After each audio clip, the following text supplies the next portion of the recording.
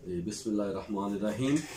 अज असी कारोबारी बरादरी दे नाल एक पंजाबी बैठक करांगे ते कूक पाकिस्तान कूक दी अज दी पंजाबी बैठक दे उचेचे परौने जनाब मोहसन भाई, सर तुहाड़ा तारफ एहसन भाई, तनवीर भाई ते इत्थे टैक मार्ट के नां तो कारोबार कर रहे ने, मोबाइल असैसरीज, इस तो अलावा लैपटॉप।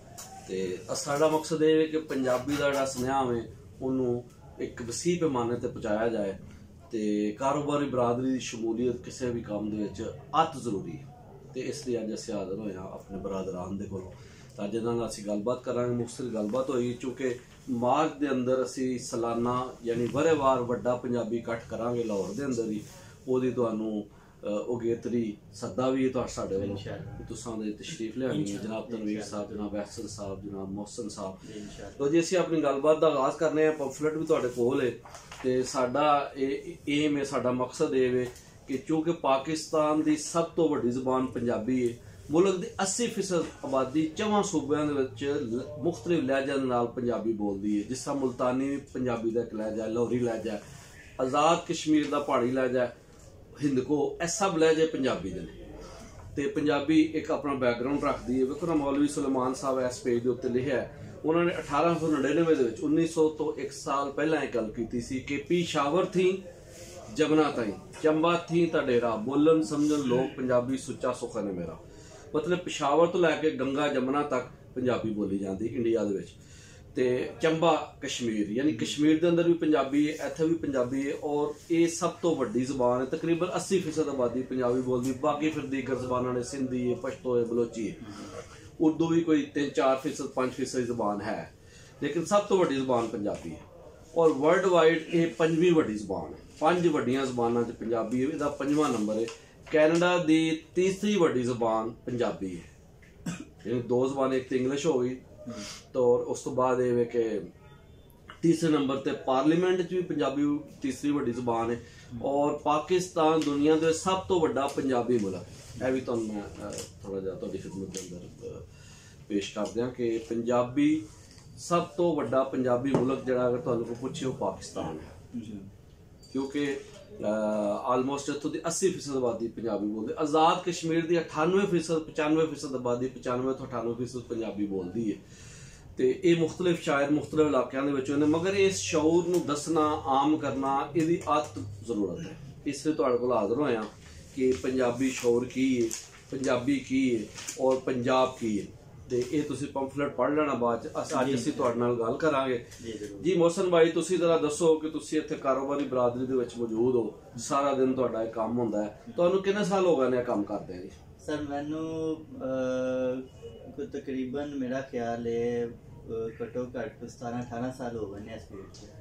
ते इस जिस मौके ते तुसीं मौजूद हो इत्थे मैनू कोई 10 साल ते इस दुकान नूं हो गए। 10 साल इत्थे हो गए? 10 साल इत्थे हो गए।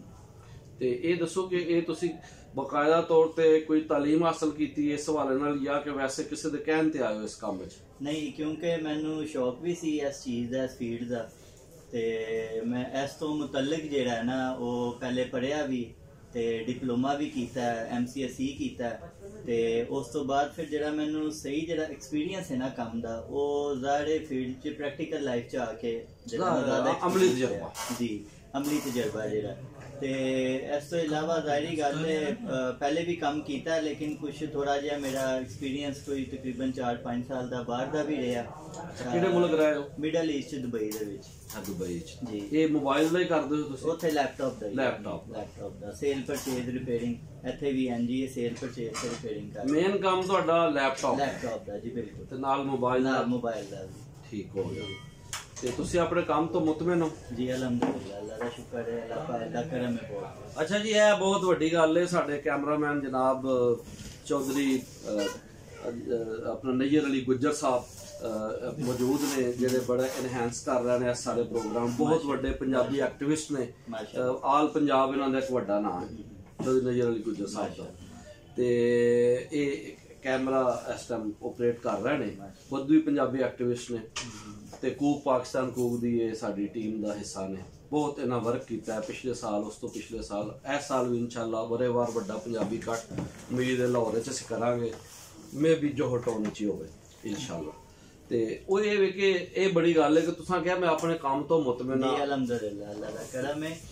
ਹਾਲਾਂਕਿ ਅੱਜ ਕੱਲ ਜਿਹੜੇ ਪਿਛਲੇ ਆ ਕੋਈ 2 ਸਾਲ ਹੋ ਗਏ ਨੇ ਨਾ ਕੰਮਾਂ ਨੂੰ, ਹਰ ਬੰਦਾ ਤੁਹਾਨੂੰ ਪਤਾ ਹੈ ਕਿ ਹਰ ਬੰਦਾ ਤਕਲੀਫ 'ਚ ਕਹਿ ਰਿਹਾ, ਕਿਉਂਕਿ ਜ਼ਾਹਿਰ ਇੱਕ ਵਰਲਡ ਵਾਈਡ ਇਸ਼ੂ ਹੋਇਆ ਸੀ ਵਾਇਰਸ ਦਾ, ਕਰੋਨਾ ਵਾਇਰਸ ਦਾ, ਤੇ ਉਹਦੀ ਵਜ੍ਹਾ ਕਰਕੇ ਜ਼ਾਹਿਰ ਹਰ ਕਾਰੋਬਾਰ ਤੇ ਅਸਰ ਪਿਆ।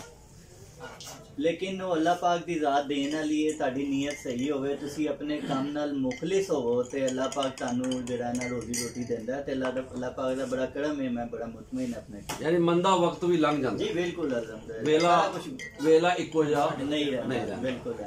ਬਹੁਤ ਵਧੀਆ ਜੀ। ਤੇ ਆਪਣੀ ਤਾਲੀਮ ਕਿੰਨੀ ਹੈ ਜੀ? ਜੀ ਮੈਂ MCSE ਕੀਤਾ ਹੈ, ਉਸ ਤੋਂ ਪਹਿਲੇ ਮੇਰਾ ਡਿਪਲੋਮਾ ਹੈ DCHE ਦਾ, ਤੇ ਬਾਕੀ ਮੇਰਾ ਐਕਸਪੀਰੀਅੰਸ ਜਿਹੜਾ ਨਾ ਟੋਟਲ ਇਸ ਕੰਮ ਦੇ ਵਿੱਚ ਤਕਰੀਬਨ 17 ਸਾਲ ਦਾ ਐਕਸਪੀਰੀਅੰਸ। ਅੱਛਾ, ਇਹ ਦੱਸੋ ਤੁਸੀਂ ਜਦੋਂ ਇੱਥੇ ਕੰਮ ਦਾ ਆਗਾਜ਼ ਕੀਤਾ ਹੈ, ਮੁੱਢ ਵੱਜਾ ਤੋਂ ਲੈਪਟਾਪ, ਮੋਬਾਈਲ, ਐਕਸੈਸਰੀ ਤੇ ਇਹ ਇੱਥੇ ਤੁਸੀਂ ਇਕੱਲਿਆਂ ਕੰਮ ਸ਼ੁਰੂ ਕੀਤਾ ਜਾਂ ਮਿਲ ਕੇ ਕੀਤਾ ਹੈ? ਨਹੀਂ ਜੀ, ਮੈਂ ਜਦੋਂ ਇੱਥੇ ਕੰਮ ਸ਼ੁਰੂ ਕੀਤਾ ਸੀ ਨਾ, ਮੈਂ ਬਿਲਕੁਲ ਇਕੱਲਿਆਂ ਕੀਤਾ ਸੀ। ਅੱਛਾ, ਇਕੱਲਿਆਂ? ਜੀ ਬਿਲਕੁਲ ਇਕੱਲਿਆਂ ਕੀਤਾ ਸੀ। ਇਸ ਤੋਂ ਪਹਿਲੇ ਮੇਰੇ ਇੱਕ ਦੋਸਤ ਸੀਗੇ ਸਨ ਮੇਰੇ ਨਾਲ, ਉਹ ਮੌਜੂਦ ਸਨ, ਤੇ ਉਹ ਕੁਝ ਵਜੂਹਾਤ ਹੋਈਆਂ, ਉਹ ਫਿਰ ਉਹਨਾਂ ਦਾ ਸਿਲਸਿਲਾ ਜਿਹੜਾ ਉਹ ਦੁਬਈ ਦਾ ਹੀ ਹੈ, ਉਹ ਹੁਣ ਵੀ ਦੁਬਈ ਹੁੰਦੇ ਨੇ। ਤੇ ਬਲਕਿ ਮੇਰੇ ਬੜੇ ਹੀ ਕਲੋਜ਼ ਜਿਹੜੇ ਨੇ ਦੋਸਤ ਨੇ ਮੁਹੰਮਦ ਸ਼ਫੀਕ ਸਾਹਿਬ, ਤੇ ਮਾਸ਼ਾਅੱਲਾ ਬਹੁਤ ਨਫੀਸ ਇਨਸਾਨ ਨੇ। ਤੇ ਉਹ ਵੀ ਅਸਲੇ ਜਿਹੜਾ ਨਾ ਦੁਬਈ ਦੇ ਵਿੱਚ ਇਹੋ ਹੀ ਕੰਮ ਕਰਦੇ ਨੇ ਜੋ ਮੈਂ ਕਰ ਰਿਹਾ। ਯਾਨੀ ਫਿਰ ਤੁਸੀਂ ਇਕੱਲੇ ਰਹਿ ਗਏ? ਫਿਰ ਉਸ ਤੋਂ ਬਾਅਦ ਮੈਂ ਬਿਲਕੁਲ ਉਹਨਾਂ ਦੇ ਜਾਣ ਤੋਂ ਬਾਅਦ ਬਿਲਕੁਲ ਇਕੱਲਾ ਰਹਿ ਗਿਆ, ਤੇ ਮੈਂ ਆਪੇ ਹੀ ਜਿਹੜਾ ਨਾ ਇਸ ਦੁਕਾਨ ਨੂੰ ਪ੍ਰਵਾਨ ਚਲਾਇਆ। ਬਹੁਤ ਵਧੀਆ, ਬਹੁਤ ਵਧੀਆ। ਹੁਣ ਇਸ ਟਾਈਮ ਸਾਡੇ ਨਾਲ ਤਨਵੀਰ ਭਾਈ ਵੀ ਮੌਜੂਦ ਨੇ। ਜੀ ਬਿਲਕੁਲ। ਇਹ ਬਾਅਦ ਚ ਆਏ ਨੇ ਇਸ ਕੰਮ ਜੀ, ਇਹ ਬਾਅਦ ਚ ਆਏ ਨੇ, ਲੇਕਿਨ ਵੈਸੇ ਇਸ ਕੰਮ ਦੇ ਵਿੱਚ ਮਾਸ਼ਾਅੱਲਾ ਬਹੁਤ ਐਕਸਪੀਰੀਅੰਸ ਨੇ। ਤੇ ਬਹੁਤ ਅੱਛਾ ਇਹਨਾਂ ਦਾ ਜਿਹੜਾ ਕੰਮ ਹੈ ਨਾ, ਉਹ ਮਾਸ਼ਾਅੱਲਾ ਕਮਿਟਮੈਂਟ ਵੀ ਬਹੁਤ ਅੱਛੀ ਹੈ, ਤੇ ਕੰਮ ਕਰਨ ਚ ਵੀ ਜਿਹੜਾ ਨਾ ਉਹ ਬਹੁਤ ਸਾਫ਼ ਹੈ। ਚਲੋ ਜੀ, ਮਾਸ਼ਾਅੱਲਾ ਤਨਵੀਰ ਸਾਹਿਬ ਨਾਲ ਅਸੀਂ ਗੱਲ ਕਰਾਂਗੇ ਇਸ ਹਵਾਲੇ ਨਾਲ। ਤੇ ਤਨਵੀਰ ਭਾਈ ਇਹ ਦੱਸੋ ਕਿ ਜੀ ਤੁਸੀਂ ਇਸ ਕੰਮ ਦੇ ਵਿੱਚ ਕਦੋਂ ਆਏ ਹੋ?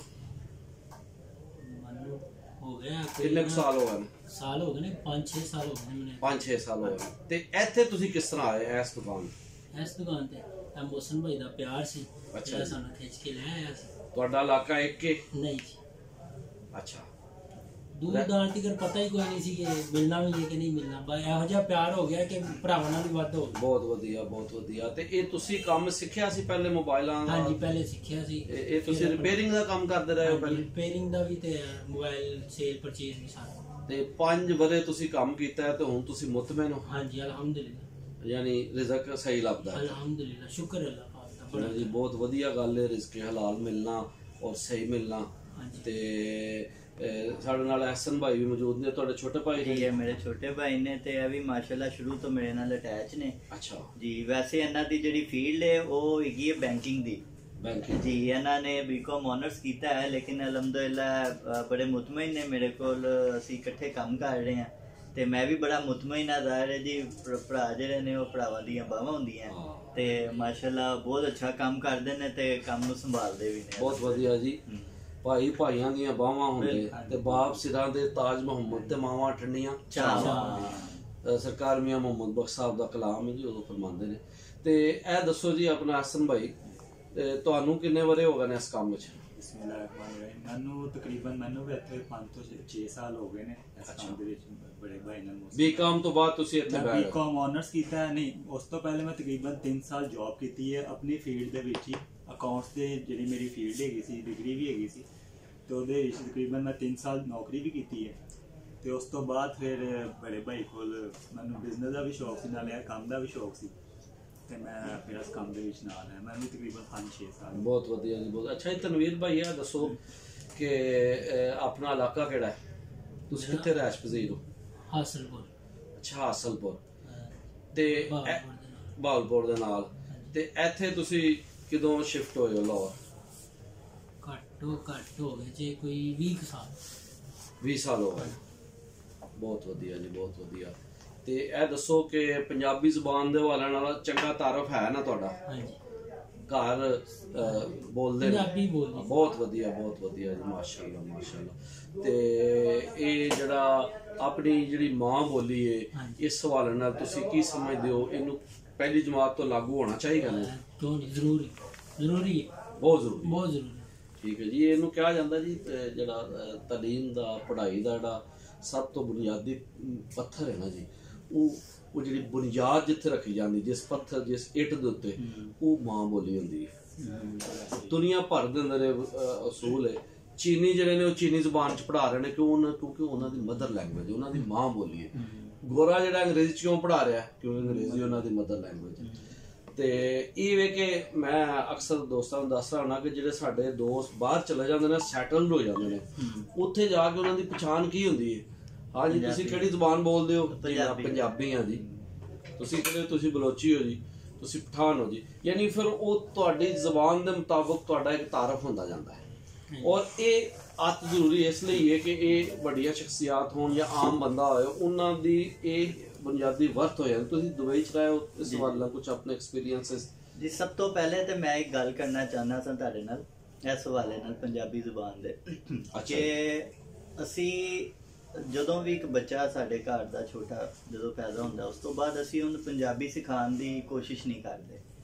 ਕੋਸ਼ਿਸ਼ ਕਰਨੇ ਆ ਕਿ ਅਸੀਂ ਉਹਦੇ ਅੱਗੇ ਉਰਦੂ ਜਾਂ ਇੰਗਲਿਸ਼ ਦੇ ਲਫ਼ਜ਼ ਬੋਲੀਏ, ਕਿਤੇ ਪੰਜਾਬੀ ਦਾ ਲਫ਼ਜ਼ ਨਾ ਸਿੱਖ ਲਵੇ। ਠੀਕ ਹੈ, ਲੇਕਿਨ ਤੁਸੀਂ ਇੱਕ ਫੈਕਟ ਦੇਖੋ, ਮੇਨ ਜਿਹੜੀ ਚੀਜ਼ ਹੈ ਕਿ ਸਭ ਤੋਂ ਵੱਧ ਕੇ ਹੈ ਕਿ ਇਹ ਪੰਜਾਬੀ ਜ਼ੁਬਾਨ ਦਾ ਤੁਹਾਨੂੰ ਇੱਕ ਮਿਸਾਲ ਦੇਣਾ ਕਿ ਸਾਡੇ ਤੋਂ ਜੁਦਾ ਕਿਉਂ ਨਹੀਂ ਹੋ ਸਕਦੀ। ਮੈਂ ਆਪਣੀ ਮਿਸਾਲ ਤੁਹਾਨੂੰ ਦੇਣਾ ਕਿ ਸਾਡੇ ਘਰ ਦੇ ਵਿੱਚ ਕਦੀ ਕਿਸੇ ਵੱਡੇ ਨੇ ਸਾਡੇ ਨਾਲ ਪੰਜਾਬੀ ਨਹੀਂ ਬੋਲੀ। ਤੁਸੀਂ ਵਾਰ-ਵਾਰ ਬੋਲ ਰਹੇ ਹੋ। ਮੈਂ ਉਹ ਤੁਹਾਨੂੰ ਦੱਸਣ ਲੱਗਾ, ਕਦੀ ਨਹੀਂ ਬੋਲੀ ਉਹਨਾਂ ਨੇ ਸ਼ੁਰੂ ਤੋਂ, ਕਿਉਂਕਿ ਹਰ ਘਰ ਦਾ ਇੱਕ ਸਿਲਸਿਲਾ ਹੁੰਦਾ, ਉਹਨਾਂ ਦੀ ਕੋਸ਼ਿਸ਼ ਹੁੰਦੀ ਹੈ ਕਿ ਵੀ ਬੱਚਾ ਸਾਡਾ ਇੰਗਲਿਸ਼ ਜਾਂ ਉਰਦੂ ਬੋਲੇ, ਅੱਛੇ ਅਲਫਾਜ਼ ਇਸਤੇਮਾਲ ਕਰੇ। ਹਾਲਾਂਕਿ ਪੰਜਾਬੀ ਦੇ ਬਹੁਤ ਅੱਛੇ ਅਲਫਾਜ਼ ਨੇ, ਬੜੇ ਐਸੇ ਅਲਫਾਜ਼ ਨੇ ਜਿਨ੍ਹਾਂ ਨੂੰ ਬੋਲ ਕੇ ਦਿਲ ਨੂੰ ਸਕੂਨ ਮਿਲਦਾ। ਹੁਣ ਹੋਇਆ ਇੰਝ ਕਿ ਜਦੋਂ ਅਸੀਂ ਸਕੂਲ ਦੇ ਵਿੱਚ ਗਏ, ਉੱਧਰ ਵੀ ਕੋਈ ਐਸਾ ਸਿਲਸਿਲਾ ਨਹੀਂ ਸੀ ਇੰਨਾ ਕਿ ਪੰਜਾਬੀ ਦੇ ਉੱਤੇ ਜ਼ੋਰ ਦਿੱਤਾ ਜਾਏ। ਜ਼ਾਹਿਰ ਜਿੰਨਾ ਪੜ੍ਹਿਆ, ਪਾਸ ਹੋਣ ਜੋਗਾ ਪੜ੍ਹਿਆ। ਉਸ ਤੋਂ ਬਾਅਦ ਕਿਉਂਕਿ ਇਹ ਸਾਡੇ ਫੋਨ ਦੇ ਵਿੱਚ ਰਚੀ ਬਸੀ ਗਈ ਇਹ ਚੀਜ਼, ਤੇ ਸਾਨੂੰ ਮੁਸ਼ਕਲ ਨਹੀਂ ਪੇਸ਼ ਆਈ। ਤੇ ਜਦੋਂ ਕੰਮ ਤੇ ਆਏ ਆ ਜਾਂ ਜਦੋਂ ਹੁਣ ਅਸੀਂ, ਇਹ ਜ਼ਰੂਰ ਹੈ, ਅਸੀਂ ਅਸਲ 'ਚ ਸਿੱਖਿਆ ਇੰਝ ਕਿ ਸਾਡੇ ਜਿਹੜੇ ਵੱਡੇ ਨੇ ਉਹ ਆਪਸ 'ਚ ਘਰ ਦੇ ਵਿੱਚ ਹਮੇਸ਼ਾ ਪੰਜਾਬੀ ਬੋਲਦੇ ਨੇ। ਠੀਕ ਹੈ, ਬੱਚਿਆਂ ਨਾਲ ਬੇਸ਼ੱਕ ਉਹ ਉਰਦੂ ਬੋਲਣ, ਲੇਕਿਨ ਉਹ ਹਮੇਸ਼ਾ ਹਰ ਇੱਕ ਨਾਲ ਆਪਸ 'ਚ ਵੱਡੇ ਜਿਹੜੇ ਨੇ ਸਾਰੇ ਪੰਜਾਬੀ ਬੋਲਦੇ ਨੇ। ਅਸੀਂ ਸੁਣ ਕੇ, ਕਿਉਂਕਿ ਬਚਪਨ ਤੋਂ ਸੁਣਦੇ ਆ ਰਹੇ ਸਾਂ, ਕਿ ਉਹ ਸਾਡੇ ਅੰਦਰ ਵੀ ਮੌਜੂਦ ਹੈ। ਤੇ ਇਨਸ਼ਾਅੱਲਾ ਅਸੀਂ ਕੋਸ਼ਿਸ਼ ਕਰਾਂਗੇ ਕਿ ਇਹਨੂੰ ਜ਼ਿਆਦਾ ਤੋਂ ਜ਼ਿਆਦਾ ਅੱਗੇ ਜਿਹੜਾ ਨਾ ਉਹ ਵਧਾਈਏ।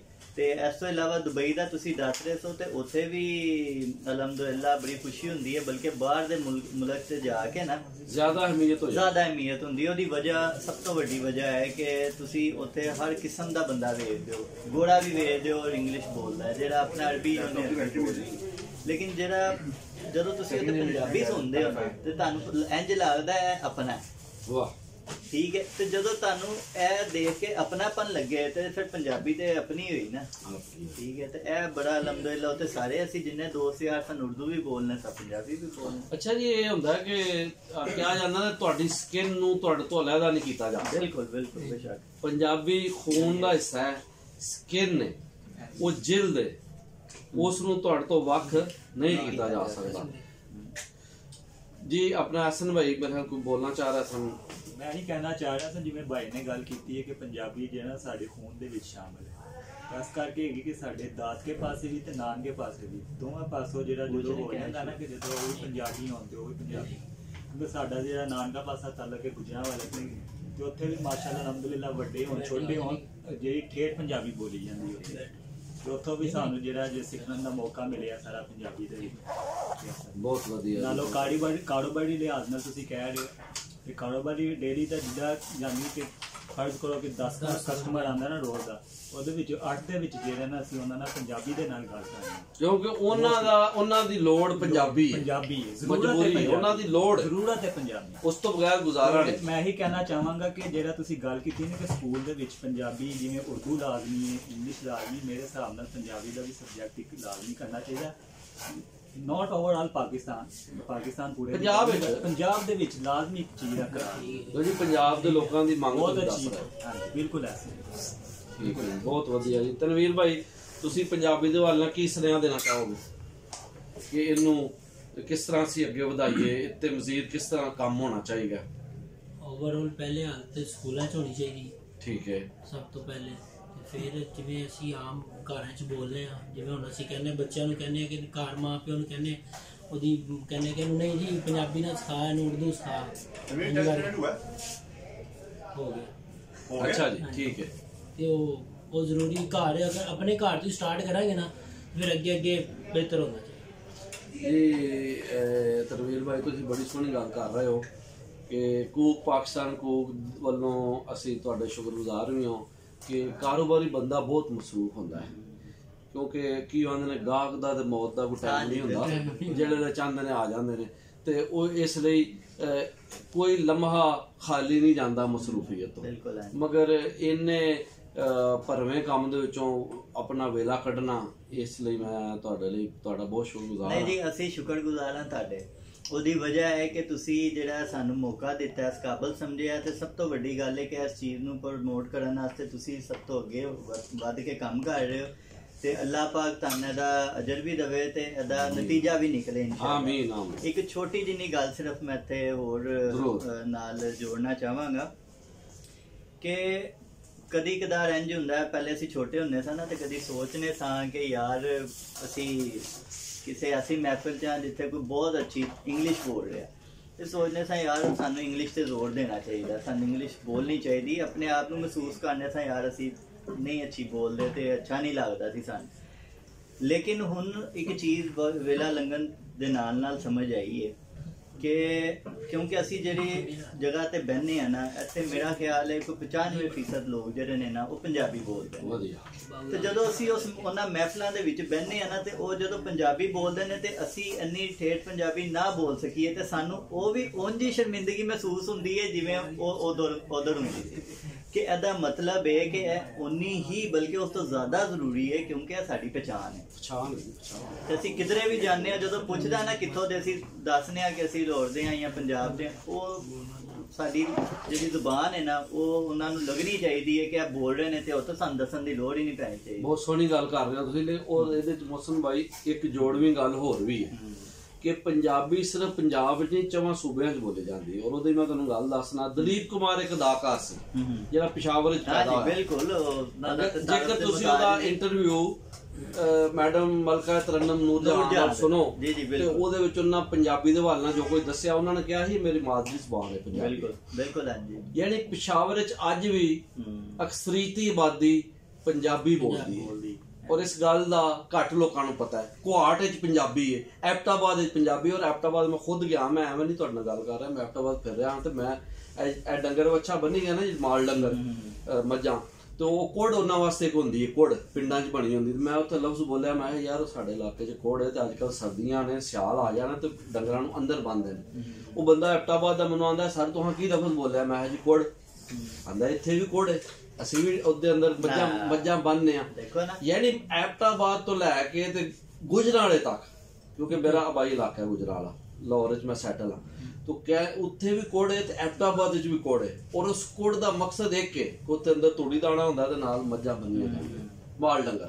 ਤੁਹਾਡੀ ਇਸ ਗੱਲ ਦੀ ਤਸਦੀਕ ਇਸ ਤਰ੍ਹਾਂ ਹੈ ਕਿ ਮੇਰੇ ਨਾਲ ਮੇਰਾ ਜਿਹੜਾ ਜ਼ਿੰਦਗੀ ਦਾ ਆਪਣਾ ਤਜਰਬਾ ਨਾ, ਮੇਰਾ ਇੱਕ ਦੋਸਤ ਜਿਹੜਾ ਮੇਰੇ ਨਾਲ ਅਸੀਂ ਇਕੱਠੇ ਪੜ੍ਹੇ, ਇਕੱਠੇ ਜਵਾਨ ਹੋਏ ਇੱਕੋ ਹੀ ਜਗ੍ਹਾ ਤੇ, ਉਹ ਮੇਰੇ ਨਾਲ ਵਧੀਆ ਪੰਜਾਬੀ ਬੋਲਦਾ ਤੇ ਪਠਾਨ ਹੈ ਵਧੀਆ, ਤੇ ਉਹਦਾ ਪੂਰਾ ਖਾਨਦਾਨ ਜਿਹਦੇ ਨਾਲ ਮਰਜ਼ੀ ਮਿਲ ਲਵੋ, ਜਦੋਂ ਉਹ ਬੋਲਦੇ ਨੇ ਨਾ ਪੰਜਾਬੀ ਤੇ ਲੱਗਦਾ ਹੀ ਨਹੀਂ ਕਿ ਉਹ ਪਠਾਨ ਨੇ।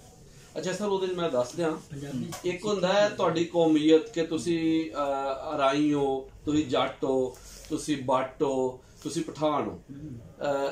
ਇੱਕ ਹੁੰਦਾ ਤੁਹਾਡੇ ਘਰ ਬੋਲੀ ਜਾਣ ਵਾਲੀ ਜ਼ੁਬਾਨ।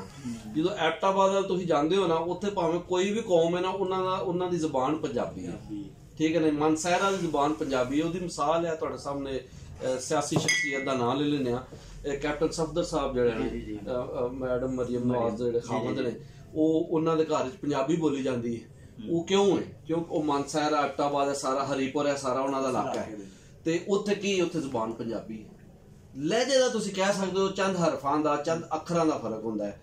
ਤੇ ਲੋ ਜੀ, ਅੱਜ ਬੜੀ ਭਰਵੀਂ ਤੁਹਾਡੇ ਨਾਲ ਬੈਠਕ ਹੋਈ, ਪੰਜਾਬੀ ਬੈਠਕ ਹੋਈ, ਔਰ ਅੱਜ ਕਾਰੋਬਾਰੀ ਬਰਾਦਰੀ ਦੇ ਨਾਲ ਅਸੀਂ ਟੈਕ ਮਾਰਟ ਦੇ ਨਾਂ ਤੋਂ ਤੁਸੀਂ ਕੰਮ ਕਰ ਰਹੇ ਹੋ, ਰੱਬ ਸੋਨਾ ਤੁਹਾਡੇ ਕੰਮ ਨੂੰ ਹੋਰ ਤਰੱਕੀਆਂ ਤਾ ਕਰੇ ਤੇ ਅਗਾਂਹ ਵਧੋ ਔਰ ਹਲਾਲ ਰਿਜ਼ਕ ਤੁਹਾਨੂੰ ਵਾਫਰ ਤਾ ਫਰਮਾਏ ਔਰ ਸਾਡੀਆਂ ਦੁਆਵਾਂ ਤੁਹਾਡੇ ਨਾਲ ਨੇ। ਇਹਦੇ ਨਾਲ ਅਸੀਂ ਤੁਹਾਡੇ ਨਾਲ ਇਹ ਜ਼ਰੂਰ ਬੇਨਤੀ ਕਰਾਂਗੇ ਤੁਹਾਡੇ ਅੱਗੇ ਕਿ ਤੁਸੀਂ ਜਿੰਨਾ ਵੀ ਹੋ ਸਕਦਾ, ਜਿਸ ਤਰ੍ਹਾਂ ਕਿ ਤੁਸੀਂ ਆਪਣੇ ਅਜ਼ਾਇਮ ਦਾ ਆਪਣੇ ਇਰਾਦਿਆਂ ਦਾ ਇਜ਼ਹਾਰ ਵੀ ਕਰ ਰਹੇ ਹੋ, ਤਨਵੀਰ ਭਾਈ ਵੀ ਕਹਿ ਰਹੇ ਨੇ, ਆਸਨ ਭਾਈ ਵੀ ਕਹਿ ਰਹੇ ਨੇ ਕਿ ਇੱਥੇ 95% ਲੋਕਾਂ ਨਾਲ ਅਸੀਂ ਕਾਰੋਬਾਰੀ ਡੀਲਿੰਗ ਦੇ ਵਿੱਚ ਪੰਜਾਬੀ ਬੋਲਦੇ, ਕਿਉਂਕਿ ਉਹਨਾਂ ਦੀ ਲੋੜ ਪੰਜਾਬੀ ਗਾਹਕ ਆ ਰਿਹਾ, ਉਹਨੂੰ ਤੁਸੀਂ ਪੰਜਾਬੀ 'ਚ ਡੀਲ ਨਾ ਕਰੋ ਤੇ ਤੁਸੀਂ ਸਹੀ ਤਰ੍ਹਾਂ ਡੀਲ ਨਹੀਂ ਕਰ ਸਕਦੇ। ਸਰ ਗੱਲ 'ਚ ਜਦੋਂ ਅਸੀਂ ਗੱਲ ਕੋਈ ਕਰਨੀ ਹੈ ਨਾ, ਉਹਦੇ 'ਚ ਵਜ਼ਨ ਉਦੋਂ ਤੱਕ ਪੈਦਾ ਹੀ ਨਹੀਂ ਹੁੰਦਾ ਜਦੋਂ ਤੱਕ ਅਸੀਂ ਪੰਜਾਬੀ ਨਹੀਂ ਬੋਲਦੇ। ਵਧੀਆ, ਠੀਕ ਹੈ। ਉਹਦੇ 'ਚ ਵਜ਼ਨ ਉਦੋਂ ਹੀ ਨਿਕਲਦਾ ਹੈ, ਗੱਲ ਦਾ ਮਕਸਦ ਉਦੋਂ ਹੀ ਪੂਰਾ ਹੁੰਦਾ ਜਦੋਂ ਅਸੀਂ ਪੰਜਾਬੀ 'ਚ ਬੋਲੀਏ। ਰੋਬ ਵਾਲੀ ਜ਼ੁਬਾਨ, ਰੋਬ ਵਾਲੀ ਵੀ, ਔਰ ਦੂਸਰਾ ਇੱਕ ਫਿਤਰੀ ਕੁਦਰਤੀ ਜਿਹੜਾ ਇੱਕ ਹੁੰਦਾ ਨਾ ਜਿਹਦੇ ਤੁਸੀਂ ਸਹੀ ਇਜ਼ਹਾਰ ਕਰ ਸਕਦੇ ਹੋ। ਤੇ ਉਹ ਅਕਸਰ ਦੋਸਤਾਂ ਨਾਲ ਗੱਲ ਕਰੀ ਨਾ, ਬੇਲੀਆਂ ਯਾਰਾਂ ਬੇਲੀਆਂ ਨਾਲ, ਤਨਵੀਰ ਭਾਈ ਉਹ ਆਂਦੇ ਨੇ ਤੁਹਾਨੂੰ ਖਾਬ ਜਦੋਂ ਆ ਰਿਹਾ ਹੁੰਦਾ ਤੇ ਉਹ ਖਾਬ ਦੇ ਵਿੱਚ ਤੁਸੀਂ ਜਿਹੜੀ ਜ਼ੁਬਾਨ ਬੋਲ ਰਹੇ ਹੁੰਦੇ ਉਹ ਅੰਗਰੇਜ਼ੀ ਨਹੀਂ ਹੁੰਦੀ, ਉਹ ਤੁਹਾਡੀ ਪੰਜਾਬੀ ਹੁੰਦੀ ਹੈ, ਪੰਜਾਬੀ 'ਚ ਗੱਲਾਂ ਕਰ ਰਹੇ ਹੁੰਦੇ ਹੋ। ਖਾਬ ਦੇ ਇੱਕ ਤੇ ਹੁੰਦਾ ਨਾ ਖਿਆਲ ਆਉਣਾ ਖਾਬ ਦੇ, ਇੱਕ ਹੁੰਦਾ ਬੋਲਣਾ। ਜਦੋਂ ਅਗਰ ਤੁਸੀਂ ਖਾਬ ਦੇ ਵਿੱਚ ਬੋਲ ਰਹੇ ਹੋ ਤੁਸੀਂ ਪੰਜਾਬੀ 'ਚ ਗੱਲ ਕਰ ਰਹੇ ਹੋ, ਅਕਸਰ ਇੰਝ ਹੁੰਦਾ ਹੈ। ਕਦੀ ਹੋ ਸਕਦਾ ਤੁਸੀਂ ਅੰਗਰੇਜ਼ੀ ਵੀ ਬੋਲੋ ਲੇਕਿਨ ਜਨਰਲ ਪੰਜਾਬੀ ਹੀ ਬੋਲੋਗੇ ਖਾਬ ਦੇ ਵਿੱਚ, ਕਿਉਂਕਿ ਖਾਬ ਨੈਚੁਰਲ ਚੀਜ਼ ਹੈ, ਉਹਦੇ ਅੰਦਰ ਮਿਲਾਵਟ ਨਹੀਂ ਹੋ ਸਕਦੀ। ਲਿਹਾਜ਼ਾ ਜਿਹੜੀ ਮਾਂ ਬੋਲੀ ਇਹ ਮਿਲਾਵਟ ਤੋਂ ਪਾ ਕੇ। ਉਹ ਜੀ ਅੱਜ ਦੀ ਭਰਵੀਂ ਨਸ਼ਿਸਤ ਹੋ ਗਈ, ਤੁਹਾਡੇ ਅਸੀਂ ਬੜੇ ਸ਼ੁਕਰਗੁਜ਼ਾਰ ਹਾਂ, ਇੰਨਾ ਤੁਸੀਂ ਵੇਲਾ ਕੱਢਿਆ। ਸਰ ਅਸੀਂ ਤੁਹਾਡੇ ਵੀ ਸ਼ੁਕਰਗੁਜ਼ਾਰ ਹਾਂ ਬਹੁਤ ਕਿ ਤੁਸੀਂ ਇੰਨੇ ਕੀਮਤੀ ਟਾਈਮ ਦੇ ਵਿੱਚੋਂ ਸਾਨੂੰ ਵੀ ਟਾਈਮ ਦਿੱਤਾ, ਸਾਡੇ ਕੋਲ ਵੀ ਆਏ, ਤੇ ਅੱਲਾਹ ਪਾਕ ਇੰਜ ਤੁਹਾਨੂੰ ਜਿਹੜਾ ਉਹ ਇਸ ਮਕਸਦ 'ਚ ਕਾਮਯਾਬ ਕਰੇ। ਤੇ ਹੁਣ ਸਰ ਤੁਹਾਨੂੰ ਸੱਦਾ ਹੈ ਤਨਵੀਰ ਭਾਈ ਨੂੰ ਵੀ, ਆਸਨ ਭਾਈ ਨੂੰ ਵੀ, ਮੋਹਸਨ ਭਾਈ ਨੂੰ ਵੀ, ਕਿ ਜਿਹੜਾ ਸਾਡਾ ਵਰੇਵਾਰ ਵੱਡਾ ਪੰਜਾਬੀ ਇਕੱਠ ਮਾਰਚ 'ਚ ਹੋ ਰਿਹਾ, ਤਵੱਕੋ ਹੋਵੇ ਕਿ ਇਨਸ਼ਾਅੱਲਾ 6 ਮਾਰਚ ਨੂੰ ਅਸੀਂ ਕਰਾਵਾਂਗੇ ਤੇ ਉਹ ਇਤਵਾਰ ਦਾ ਦਿਨ ਹੋਏ, ਦਿਹਾੜ ਹੋਏਗਾ, ਸਵੇਰ ਦਾ ਵੇਲਾ ਹੋਏਗਾ, 10-11 ਵਜੇ ਸ਼ੁਰੂ ਕਰ ਦਿਆਂਗੇ। ਤੁਸੀਂ ਉਹਦੇ ਵਿੱਚ ਇੱਕ ਪੂਰਾ ਦਿਨ ਜਿਹੜਾ ਨਾ ਉੱਥੇ ਗੁਜ਼ਾਰਨਾ ਹੈ, ਉਸ ਦਿਹਾੜ ਤੁਸੀਂ ਉੱਥੇ ਹੋਵੋਗੇ। ਕਿਉਂ ਜੀ, ਠੀਕ ਨਾ ਜੀ ਤਨਵੀਰ ਭਾਈ? ਸਰ ਤੁਸੀਂ ਇਤਵਾਰ ਦਾ ਨਾ ਵੀ ਕਹੋ ਕਿਉਂਕਿ ਅਸੀਂ ਮਾਸ਼ਾਅੱਲਾ ਸਾਨੂੰ ਬੜਾ ਮਜ਼ਾ ਆਉਂਦਾ ਗੱਲ ਕਰਕੇ, ਤੇ ਇਨਸ਼ਾਅੱਲਾ ਇਤਵਾਰ ਨਹੀਂ ਵੀ ਹੋਏਗੀ ਤੇ ਅਸੀਂ ਹਾਜ਼ਰ ਹੋਵਾਂਗੇ। ਇਹ ਤੇ ਹੋਰ ਜ਼ਿਆਦਾ ਅਜ਼ਮ ਦਾ ਇਜ਼ਹਾਰ ਕੀਤਾ ਹੈ। ਲਓ ਜੀ ਇੱਕ ਵਾਰੀ ਫਿਰ ਸ਼ੁਕਰੀਆ ਜੀ, ਬੜੀ ਮਿਹਰਬਾਨੀ ਸਰ ਤੁਹਾਡੀ ਵੀ। ਰੱਬ ਰਾਖਾ ਤੇ ਅੱਲਾ ਬੇਲੀ।